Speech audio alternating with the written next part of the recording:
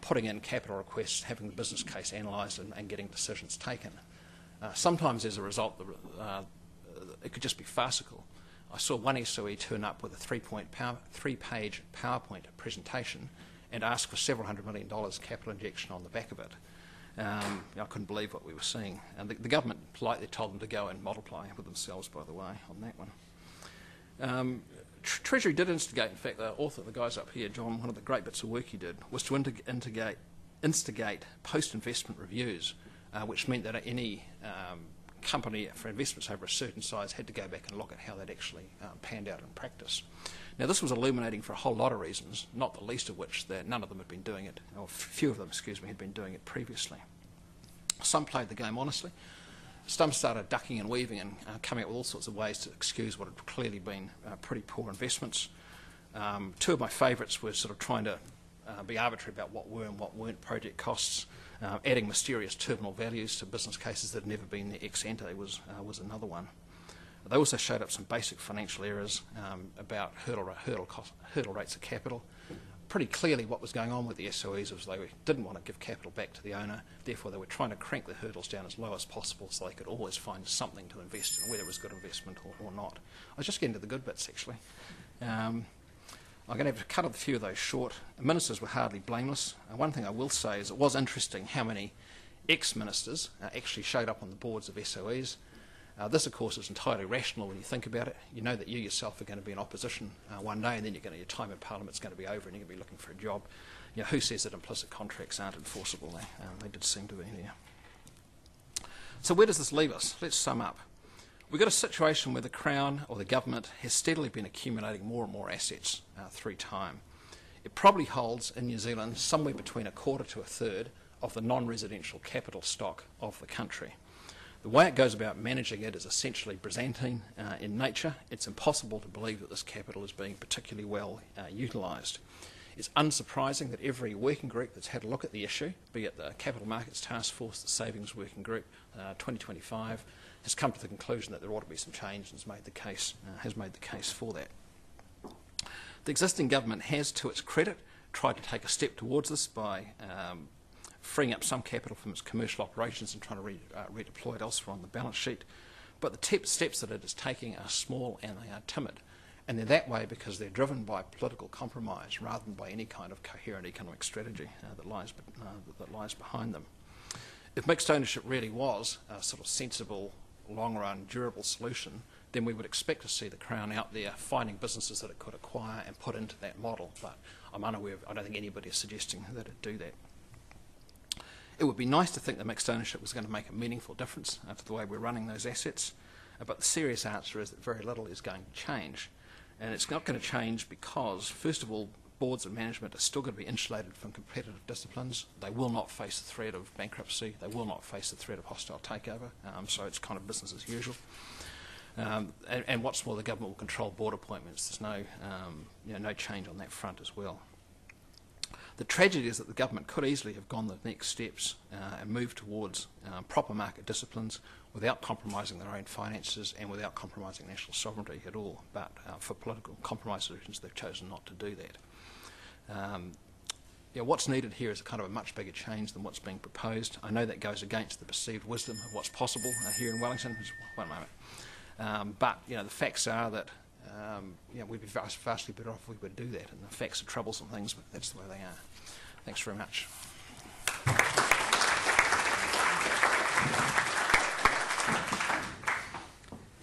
Thank you, Paul. Well, we've certainly got two opposing views presented there. So before we turn to questions and ask you to express your views in a vote as to which you find most convincing, I'm going to ask Arthur if you'd like to act as commentator and give us some signposts. Thanks very much, Norman. I was explaining to Norman that the last time I looked at this issue was in 1989. Ian Harrison and I wrote an article called Analysis of the Economic Rationale for the Government's Asset Sales Program. It was in the Reserve Bank Bulletin, and it's the least cited article I've ever written. But there was two arguments that we put forward in that article, and I was interested to see whether they would come up today. The first was, in extremis, there might be a balance sheet argument, if your debt ratios are so bad, and the second one was the wealth maximisation argument that if the organisation could be run better in the private sector than by government, then the government could get more by selling it than by retaining it. And so these arguments have been discussed a little bit today, especially the second one. So what was Lew's main case against selling more than 49%? Well, first of all, that there will be external shareholder monitoring at 49%. That'll be the same external shareholder monitoring process as whether it was 100% or 49%. Second main point that I took from his address was that the 10% shareholder maximum and also the 49% limit means that the firms can't just be taken over by a private equity holder and taken right out of the public markets. So the 49% has an advantage there if you want to open up the capital markets. Thirdly, that retaining some ownership of a share of a company that has joint shareholding will actually teach public servants and politicians something about the private sector, and that does remind me of when everyone talks to a regional councillor or a local councillor and they have to get a resource consent, they suddenly learn about the resource consent process and start wondering why it can't be more efficient. The role of the board, Lew referred to the role of the board, and in particular that the MOM model at least stops or at least reduces the possibility that the CEO could take over the board essentially by appointing the people that he wanted. And he used the case of Eisner at Disney, which sounded like a pretty Mickey Mouse board to me. And the sixth one was the role of the board in terms of dealing with unforeseen events, and I wasn't sure whether he was making the case that having some government ownership and representation on the board was advantageous in those situations or not. Paul started out quite explicitly that the 49% is a political compromise, that the main issue is whether we can boost output and growth by selling a greater share of the SOEs. He rightly, in my view, argued that the political debate has been very dubious. It's been mainly about the debt issues and the government balance sheet issues, but these have really been pretty spurious. And I think one way of thinking about his point here is that one could sell all of the proceeds from the SOEs, put those proceeds into the Cullen Fund as equities, and so there would be no reduction in terms of amount of proceeds flowing to the government on the assumption that the equity return is the same, and then it would be up to a secondary situation as whether one had wanted to change the debt equity ratio. So I think that was dismissing the balance sheet and the fiscal flow type issues, which he did, was a sensible case, and it wasn't the case that Lew's argument rested on. Paul made the case that we do actually own about as many foreign equities as foreign owned of ours, so that dealt with that issue as well. Then, does ownership matter? This was the real crux of the debate, I think, between the two of them. The competition versus ownership issue, I think Paul didn't place much emphasis on, and nor did Lew. And so it came to really the last 2 points that Paul had there. Are SOEs subject to welfare-reducing interventions by government? And this is really the nub of the issue, I think. He's absolutely correct that governments have tended to optimise consumer surplus rather than economic surplus. But then one argument that we actually included in our paper in 1989 was that, well, this will be the case whoever owns that, and regulation will come along if it's privately owned, if it's 100% privately owned.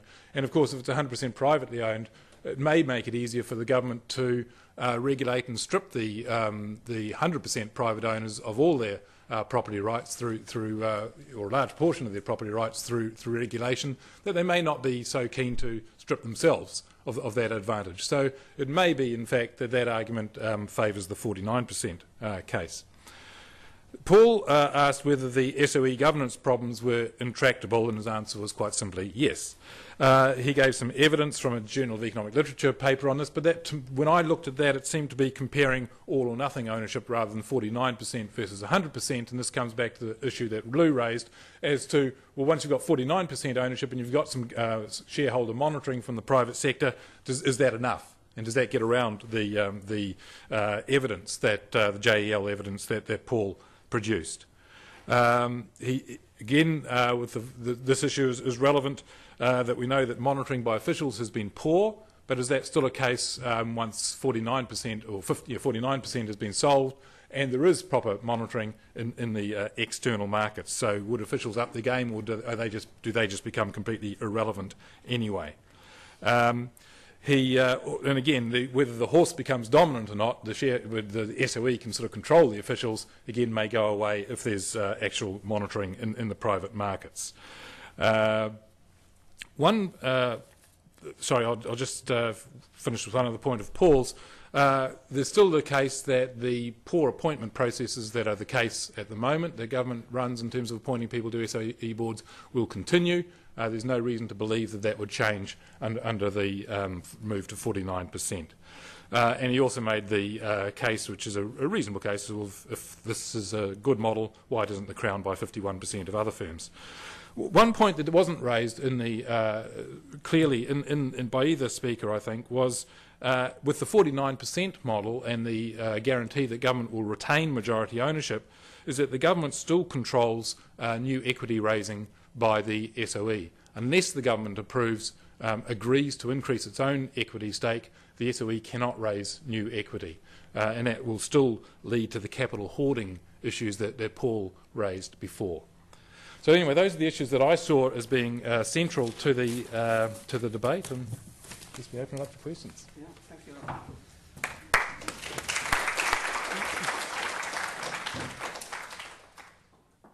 Well, you've heard enough from the front.